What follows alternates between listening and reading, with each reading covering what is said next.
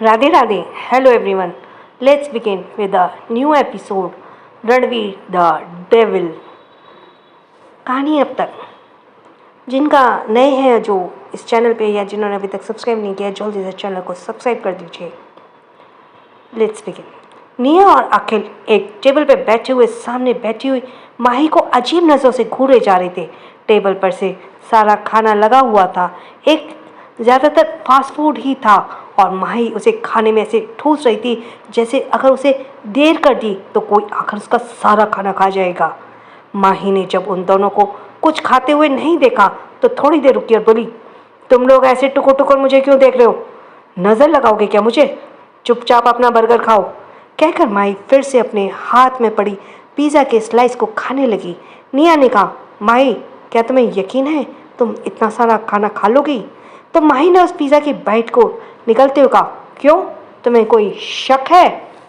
अब आगे।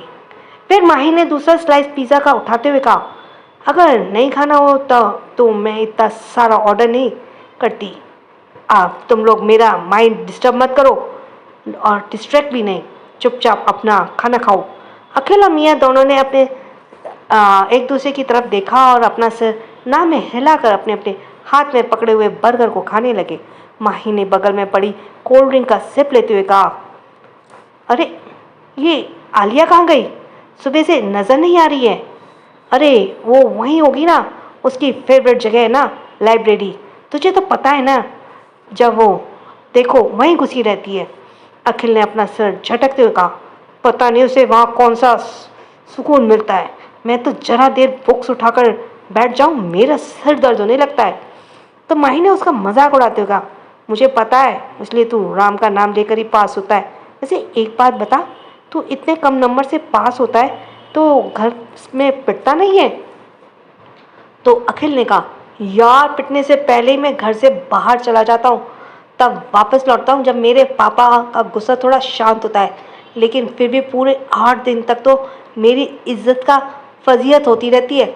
बात बात पर मुझे नंबर कम लाने के सुनाया जाता है। अखिल ने बेचारों वाली शक्ल बनाते हुए कहा।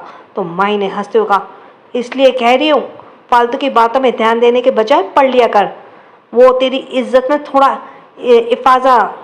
इजाफा तो हो जाएगा। फिर चेयर से खड़े होते हुए कहा, चलो तुम दोनों का हो गया हो तो अपनी आलू को लेकर आते हैं। जब देखें मैग्नेट की तरह जाकर लाइब्रेरी में कुर्सी से चिपक की जाती है। उन्होंने भी खड़े होकर कहा, चलो चलते हैं लाइब्रेरी। एक लड़की जिसकी उम्र करीब माही और निया के समथिंग ही थी, वो चेयर पर बैठे हुए एक बुक को बड़े ही गौर से पढ़ रही थी। बीच बीच में वो अपनी आंखों पर चढ़े हुए चश्मे को अपनी उंगलियों से सेट भी कर रही थी। वो लड़की में देखने में बहुत ज़्यादा प्यारी और खूबसूरत थी और थोड़ी सी चबी भी थी। उसकी चबी होना उसकी क्यूटनेस को और भी ज़्यादा बढ़ा रहा था। रंग गोरा, बड़ी बड़ी आंखें और उस पर लगा हुआ नज़र का चश्मा। उसके गाल फूले हुए और गुलाबी थे। उसके बाल जो कंधे तक कटे हुए थे उसने हाई पोनी बनाई हुई थी। कुल मिलाकर वो लड़की बहुत ही ज़्यादा क्यूट थी और उसके फ्रंट के कटे हुए हल्के हल्के बाल उसे बिल्कुल एक डॉल की तरह लुक दे रहे थे। तभी उस लड़की ने अपने सामने किसी की मौजूदगी का एहसास हुआ। उसने अपना चश्मा सही किया और फिर ऊपर उठाकर की तरफ देखा तो माही, अखिल और निया तीनों ही हाथ बांधे उसे ही देख रहे थे।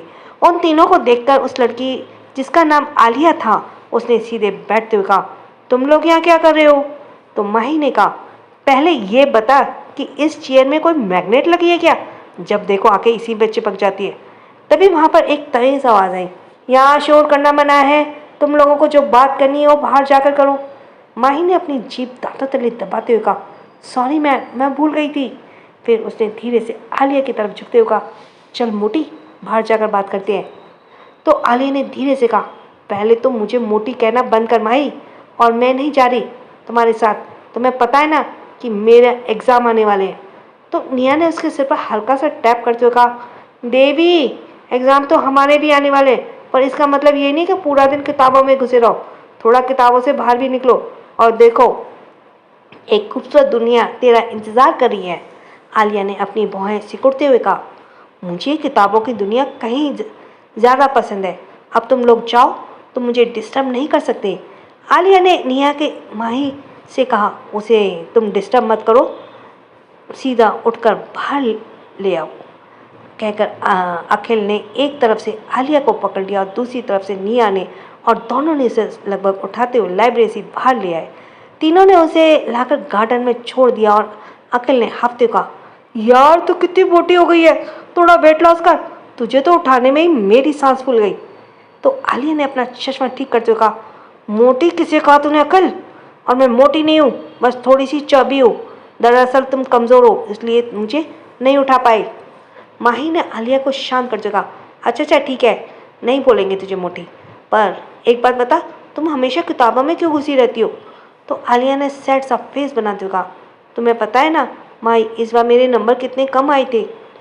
तो निया ने कहा, पिछली बार तेरे 96.06 थे और इस बार तेरे 96.05 थे, तो इसमें नंबर कम क्या है।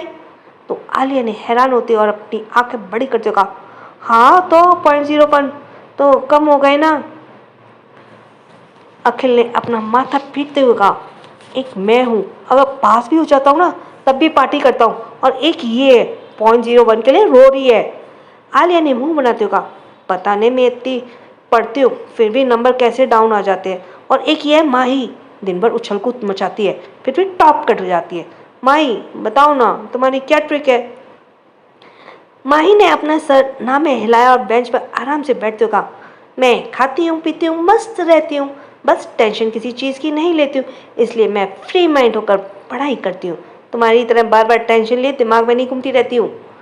तो निया ने भी उसके बगल में बैठते हुए कहा, पर माही तेरे ये सुख भरे दिन जल्दी बीतने वाले हैं और टेंशन तेरे सिर पर मंडराने वाली है। माही, अखिल और आलिया तीनों ने एक साथ पूछा, मतलब। तो निया ने हंसते हुए कहा, वो क्या है ना, मेरी दोनों भाई वापस इंडिया लौट रहे हैं। ये सुनकर कि माही एकदम से चीखते हुए खड़ी हो गई, क्या तुम्हारा वो डेविल भाई वापस लौट रहा है, कब और मुझे क्यों नहीं बताया। तो निया ने कहा, मुझे दादी ने बताया था पर मैं तुम्हें बताना भूल गई, अभी नहीं पर 4-5 दिन बाद।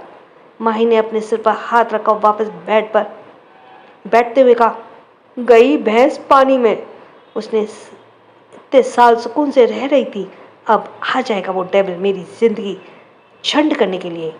शायद बेड नहीं होना चाहिए, गार्डन होना चाहिए, अब कुछ चेयर वगैरह।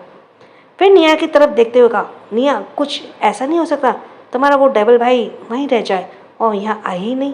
तो निया ने हंसते हुए कहा, वैसे तो तू यहाँ पर बड़ी शेरनी बनी फिरती है, मैं किसी से नहीं लड़ती, ऐसे और वैसे, और मेरे भाई के नाम से तुझे क्या हो जाता है। तो माही ने कहा, ये बात तू कह रही है निया, तुझे पता है ना तुम्हारे भाई मुझे कैसे ट्रीट करता है। फिर आलिया की तरफ देखते हुए कहा, आलिया क्या मैं तुम्हारे घर में शिफ्ट कर सकती हूँ। तो आलिया ने मुंह बनाते हुए कहा, मुझे किसी पागल कुत्ते ने काटा है जो तुम जैसी मुसीबत को अपने घर ले आओ। ये बात सुनकर जहाँ निया ने बड़ी जोर से हंसी आई, वहीं माही का मुंह तो खुला की खुला रह गया। उसने फिर आसपास की नज़र से आज भरी नज़रों से निखिल को देखा, जो निखिल ने पहले ही अपने हाथ खड़े करते हुए कहा, मेरे बारे में तो सोचना भी मत, वरना मेरे पेरेंट्स मुझे घर से ही बाहर निकाल देंगे, उन्हें लगेगा मैं किसी गर्लफ्रेंड को घर ले आया हूँ। निया ने बत्ती सी दिखाते हुए कहा, अब मेरे घर में तो तू रह ही रही है तो मैं तो क्या ही बोलूँ। माही ने अपना सिर हिलाते हुए कहा, मेरे सारे के सारे दोस्त कमीने हैं, एक भी ढंग का नहीं है जो मेरी हेल्प कर सके। माही का तो अब ये सोच सोच कर दिमाग खराब हो रहा था कि वो अब उस डेविल को बर्दाश्त कैसे करेगी। उसने तो मन ही मन सोच लिया था कि कुछ भी हो जाए उसके सामने जाएगी ही नहीं। कैलिफोर्निया, इस सुनसान हाईवे पर तेज स्पीड से 2 गाड़ियां भागे जा रही थी। उनमें से एक गाड़ी अपने आगे चल रही थी और पीछा कर रही थी। कुछ ही देर में बाद पीछे गाड़ी ने आगे वाली गाड़ी को ओवरटेक किया और आगे जाकर उस गाड़ी का रास्ता रोक दिया, जिसे पहली गाड़ी में बैठे हुए शख्स ने जल्दी से ब्रेक लगा दिया। वो अपनी आंखें बड़ी के सामने खड़ी हुई गाड़ी को देख रहा था। तभी उस सामने वाली गाड़ी ओपन हुआ द गेट और उसमें से 2 शख्स बाहर निकले। दोनों की हाइट पर्सनैलिटी एक दूसरे से मैच हो रही थी। दोनों ही इस वक्त काले रंग के कपड़े पहने हुए थे, ब्लैक पैंट और ब्लैक शर्ट। शर्ट के ऊपर के बटन खुले थे जिसमें उनका स्ट्रॉन्ग मस्कुलर सीना साफ नजर आ रहा था। दोनों ने एक दूसरे की तरफ इवल स्माइल के साथ देखा और फिर सामने की तरफ देखते हुए अपनी कमर से गन निकाली और उसे एक साथ लोड किया। वही गाड़ी में बैठा हुआ शख्स अपनी आंखें बड़ी के डर से भरी हुई नजरों के सामने उन दोनों शैतानों को देख रहा था। उसका चेहरा डर से पूरी तरह से सफेद हो गया था। तभी इसी के साथ उन दोनों डेविल बॉय ने उस शख्स की तरफ अपनी गन तानी और उसमें से एक शख्स ने गाड़ी में बैठे हुए ड्राइवर को इशारे से बाहर निकलने के लिए कहा। किसी तरह से हिम्मत कर गाड़ी में बैठा हुआ शख्स अपनी साइड को डोर ओपन कर बाहर आया और कांपती हुई आवाज में बोला, तुम लोग मुझे नहीं मार सकते, मैं जानता हूँ तुम इतनी आसानी से नहीं मारोगे। फिर एक अजीब सी हंसी हंसते हुए कहा कि अगर मैं मर गया तो तुम्हें तुम्हारे माल का पता कैसे चलेगा कि वो हमने कहाँ छुपाया है। तभी दूसरे वाले शख्स ने कहा, वो तो तेरा बाप भी हमें बताएगा, लेकिन मरेगा तो तू तब भी। रणवीर, जी हाँ, इसमें से एक शख्स का नाम रणवीर सिंह रायजादा था। Ranveer 6 feet 2 inch muscular body, गोरा रंग, गहरी काली आंखें, हल्के पिंक लिप्स, पर्सनैलिटी ऐसी कि कोई भी लड़की उसे अट्रैक्ट हुए बिना न रह पाए। वहीं दूसरे शख्स का नाम Aditya Singh Rajawat, height 6 feet, muscular body, perfect personality के मालिक। देखने में वो भी बहुत ही ज़्यादा हैंडसम था और कई लड़कियां तो आदित्य की दीवानी थी, पर ये दोनों डेविल बॉय किसी को भी भाव देते नहीं थे। हाँ, फ्लर्ट जरूर करते थे। रणवीर ज़्यादातर इन मामलों से दूर ही रहता था, लेकिन लड़कियां थी कि उसका पीछे छोड़ने को तैयार नहीं होती थी। तो उस शख्स ने कहा, मुझे अपनी बातों में उलझाना बंद करो रणवीर सिंह राजावत, क्योंकि मैं अच्छे से जानता हूँ कि मेरे साथ तुम्हारा बहुत बड़ा मकसद जुड़ा हुआ है। लेकिन तुम चाहे मेरी जान भी ले लो, मैं तुम्हें इसका पता नहीं बताऊंगा। वैसे भी मेरे बॉस तुम्हें छोड़ेंगे नहीं, तुम्हारा मकसद वो भी कभी पूरा होने नहीं देंगे। रणवीर ने उसे अपनी अजीब नजरों से देखते हुए कहा, कब्र में लटका हुआ है और मुझे ही धमकी दे रहा है। तेरे बॉस को तो मैं देख लूंगा, फिलहाल अपनी जान की खैर मना। वो शख्स रणवीर और आदित्य से बात तो कर रहा था, पर उसके दिमाग में ऐसा कुछ और चल रहा था। वो बार बार तिरछी नजरों से हाईवे के बगल में ही नजर आ रहे जंगल की तरफ देख रहा था और अपने कदम भी धीरे धीरे पीछे ले रहा था। शायद रणवीर उसकी इस एक्टिविटी को पहचान गया था, तभी उस आदमी ने जंगल की तरफ दौड़ लगा दी। रणवीर और आदित्य दोनों ने एक दूसरे की तरफ देखा और कहा, क्या इसे लगता है कि ये जंगल में भागेगा और हम बच जाएंगे, हमसे बच जाएगा? आदित्य ने अपने कंधे उचकाते हुए कहा, लगता है इसे शौक आ रहा है कि हम उसे भगा भगा कर मारे। चल, इसकी आखिरी इच्छा भी पूरी कर देते हैं। दोनों ही वापस गाड़ी में बैठ गए और गाड़ी को जंगल की तरफ मोड़ दिया। वो आदमी बेताशा उन दोनों से बचने के लिए दौड़ा ही जा रहा था।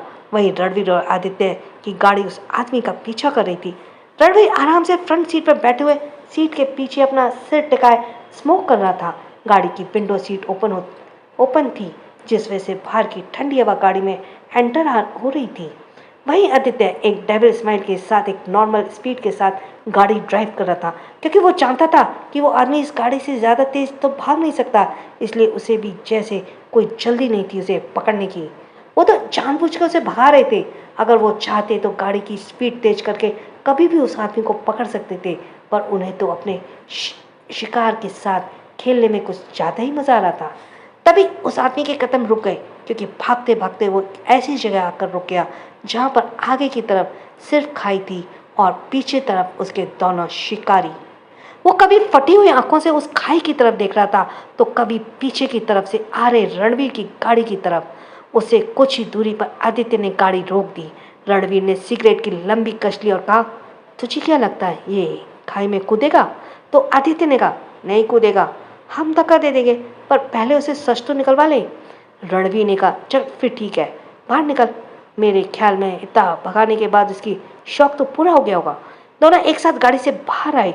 रणवीर गाड़ी की बोनट से टक लगाए खड़ा हुआ अपनी पॉकेट में हाथ डाले उस आदमी को कूड़ते हुए बोला, आप तुम्हारे पास भागने का कोई रास्ता नहीं है, तो बेहतर होगा कि तुम हमें सच बता दो कि हमारा माल तुम्हारे कहाँ छुपाया है।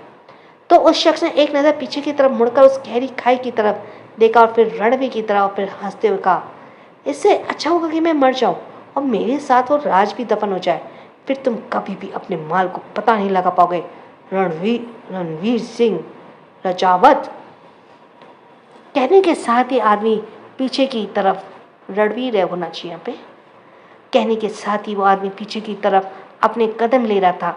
आदित्य ने बिना किसी भाव के उसकी तरफ देखते हुए रणवीर से पूछा, तुम्हें लगता है कि ये खाई में कूदेगा? तो रणवीर ने कहा, ये जरूर खाई में कूदेगा। आखिर अपने बॉस का वफादार कुत्ता जो ठहरा मर जाएगा पर वफादारी नहीं छोड़ेगा। वे आदित्य की तरफ देखते हुए कहा, तुझे पता है ना कि क्या करना है? आदित्य ने इशारे से कहा, मैं समझ गया। इसी के साथ आदित्य वापस जाकर ड्राइविंग सीट पर बैठ गया। वहीं रणवीर ने गाड़ी को बोनट पर बने हुए मेटल के विंग्स को अपनी मुट्ठी में पकड़ा। देखने में विंग्स किसी डिज़ाइन की तरह लग रहे थे, पर हकीकत में वो मेटल की एक रोप थी जो काफ़ी ज़्यादा मजबूत थी। रणवीर ने उसे अपनी मुट्ठी में पकड़े हुए ही उस आदमी की तरफ दौड़ लगाई। इसके साथ उस गाड़ी से मेटल की वो रोप खिंचती चली गई और रणवीर को अपनी तरफ आता देख वो आदमी हैरानी से आंखें बड़े किए रणवीर को देख रहा था। उसे अब समझ नहीं आया कि वो वहाँ से कैसे बचकर भागे, लेकिन वो जानता था कि अगर वो रणवीर के हाथ लगा तब भी वो मर जाएगा। So let's go for the next episode. मैं वाकई में तुमसे प्यार। लेकिन वो शख्स किसी भी हालत में रणवीर के हाथ नहीं आना चाहता था, इसलिए उसने अपना एक कदम और पीछे बढ़ाया और इसी के साथ वो सीधा खाई की तरफ गिरने लगा।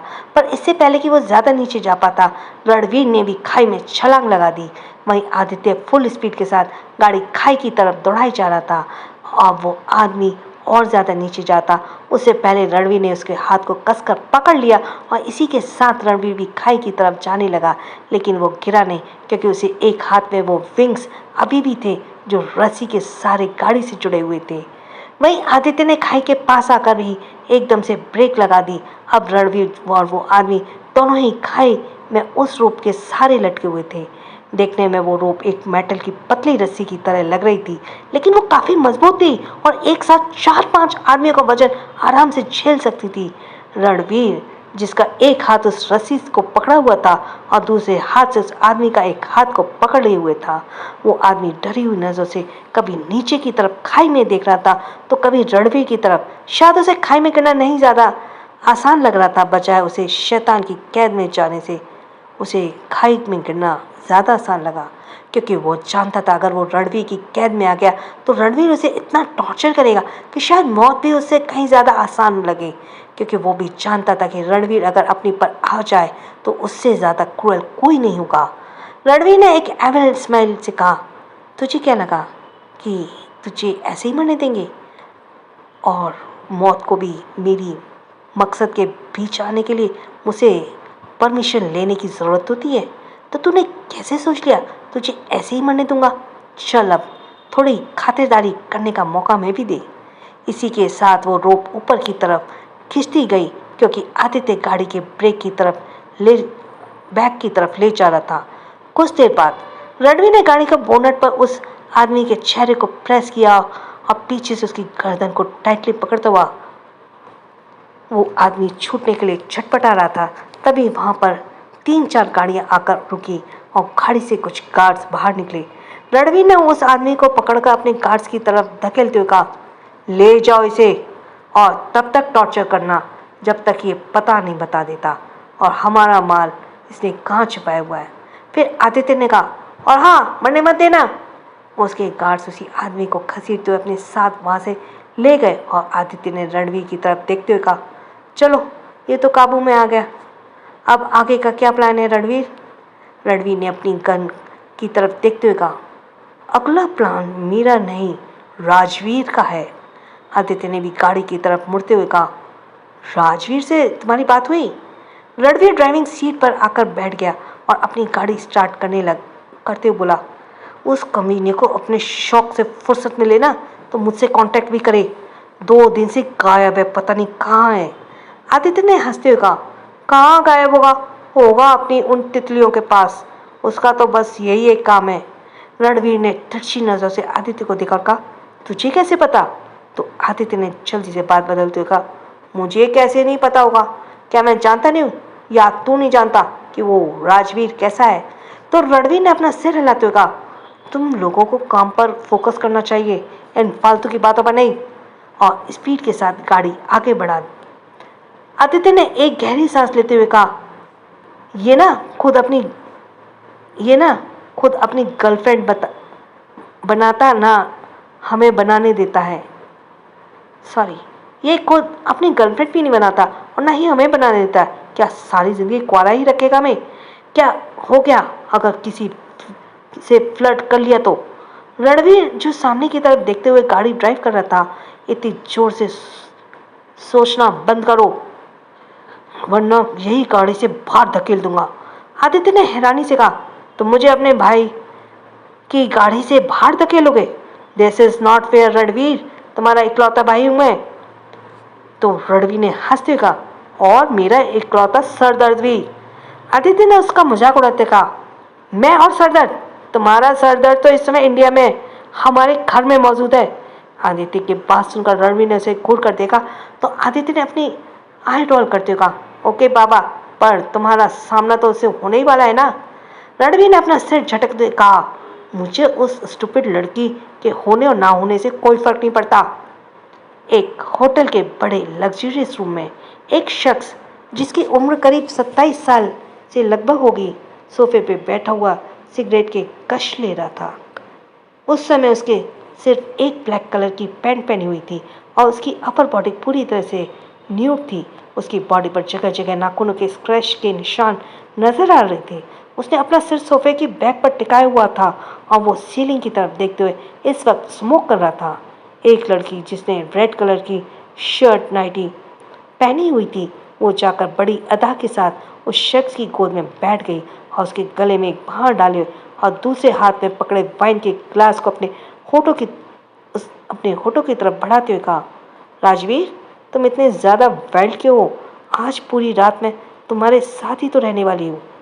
कहने के साथ ही उस लड़की ने वाइन की ग्लास से एक सिप लिया। राजवीर जो अब सीलिंग की तरफ देख रहा था, उसने तिरछी नजर से उस लड़की की तरफ देखा और फिर अपना एक हाथ उस लड़की के गाल पर रखते हुए कहा, तुम तो ऐसे रिएक्ट कर रही हो एनी जैसे कि पहली बार मेरे साथ टाइम स्पेंड कर रही हो। एनी ने एक खातिलाना स्माइल के साथ कहा, तुम्हारे साथ जब से पहली बार रात बिताई तब से किसी और के साथ रात बिताने का मन ही नहीं हुआ। ऐसे मैंने सुना है कि तुम इंडिया जाने वाले हो, क्या तुम हमेशा के लिए वहीं सेटल होने जाओगे? राजवीर ने सिगरेट का लंबा कश लिया और उसका धुआं एनी के फेस पे छोड़ते कहा, तुमने सही सुना बेबी, मैं इंडिया जाने वाला हूँ। तो उस लड़की ने थोड़ा नाराज़गी के साथ कहा, फिर तो तुम मुझे भूल जाओगे, क्या तुम मुझे अपने साथ इंडिया लेकर नहीं जा सकते?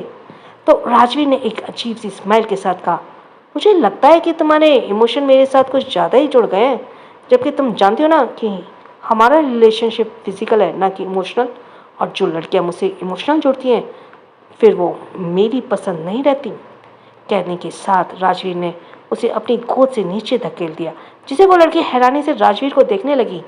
राजवीर ने थोड़ा आगे की तरफ झुकते हुए कहा, एनी बेबी, मुझे तुम्हें पहले ही कह दिया था कि मेरे साथ इमोशनली अटैच मत होना, वरना तकलीफ तुम्हें ही होगी। एनी ने जल्दी से राजवीर के पास आते हुए कहा, देखो राजवीर, मुझे पता ही नहीं चला कब मेरे दिल ने तुम्हारे लिए फीलिंग जगाने ली, कब मुझे तुमसे प्यार। अन्य इससे आगे कहीं तो एनी है। एनी इससे आगे की कुछ कहती राजवीर ने उसके गालों को कसकर पकड़ते हुए कहा, प्यार माय फुट, ना मुझे इमोशंस पर भरोसा और ना ही मुझे प्यार जैसे वर्ड पर, तो तुमने सोच भी कैसे लिया मैं तुमसे प्यार करूँगा। कहने के साथ ही राजवीर ने उसका चेहरा झटक दिया, खड़े होकर फर्श पर पड़ी अपनी शर्ट को उठाकर उसे पहनते हुए कहा, तुम्हें जितने भी पैसे चाहिए वो मेरे असिस्टेंट से ले लेना और आइंदा से मुझे अपनी शक्ल मत दिखाना। एनी जल्दी से खड़ी हुई और राजवीर के सीने से लगते बोली, नहीं राजवीर, तुम ऐसे मत बोलो प्लीज़, मैं वाकई में तुमसे प्यार करने लगी हूँ, मेरे प्यार को ऐसे मत ठुकराओ। इससे आगे एनी कुछ बोलती राजवीर ने उसके बालों को कसकर पकड़ा, उसके चेहरा ऊपर की तरफ करते हुए कहा, प्यार हर रात अलग अलग लोगों के बिस्तर पर बिस्तर नहीं है और अपनी बातों से मुझे बेवकूफ़ मत बनाना, जानती हो ना कौन हूँ मैं। अब इसके आगे तुमने एक शब्द भी अगर निकाला तो तुम्हारी सांसें हमेशा के लिए बंद कर दूंगा। कहकर राजवीर ने उसे बेड पर धकेल दिया और रूम का डोर ओपन कर बाहर निकल गया। वो लिफ्ट की तरफ बढ़ ही रहा था कि तभी सामने से उसका असिस्टेंट भागते हुए उसके पास आ रहा था। पर राजवीर ने उसे इग्नोर किया और लिफ्ट में घुस गया। उसका असिस्टेंट रवि भी उसके पीछे पीछे लिफ्ट में घुस गया और उसके पीछे खड़े होते बोला, बॉस, वो मिस्टर रजावत का कॉल आया था, वो आपसे मिलना चाहते हैं। राजवीर ने सामने की तरफ देखते हुए कहा, रणवीर का कॉल आया था? क्या कह रहा था वो? मिस्टर रजावत ने आपको अपने मेंशन पर बुलाया है। राजवीर ने कहा, ठीक है, और हाँ, ये एनी की जितनी भी पेमेंट बनती है दो और दफ़ा करो। आइंदा से ये लड़की मेरे आसपास नजर नहीं आनी चाहिए। असिस्टेंट ने थोड़ा झिझकते हुए कहा, क्यों, क्या हुआ बॉस? क्या उसने आपके साथ कोई बदतमीजी? तभी राजवीर ने उसे घूरते हुए देखा और कहा, तुमसे चित्ता काजात ना करो, ज़्यादा इन्वेस्टिगेशन करने की ज़रूरत नहीं है, समझे? राजवीर ने ऐसे घूरते से रणवीर की बोलती बंद हो गई और उसने जल्दी से अपना सिर हाँ में हिलाते हुए कहा, जैसा आप चाहते हैं वैसा ही होगा। कुछ देर बाद राजवीर पार्किंग एरिया में आया और अपनी गाड़ी में बैठकर वहाँ से निकल गया। रवि ने एक चैन की सांस लेते हुए कहा, पता नहीं इनके पास खड़ा होता हूँ तो क्यों डर लगता है कि किसी भी वक्त ये मेरी जान भी ना ले ले। हे भगवान, अगर मजबूरी नहीं होती तो मैं इस शैतान का असिस्टेंट तो कभी नहीं बनता। कुछ देर बाद राजवीर की गाड़ी एक बड़े से मैंशन के अंदर एंटर हुई। उस मैंशन के बाहर काफ़ी सारे गार्ड्स पहरा दे रहे थे और उस मैंशन को काफ़ी सिक्योरिटी में रखा गया था।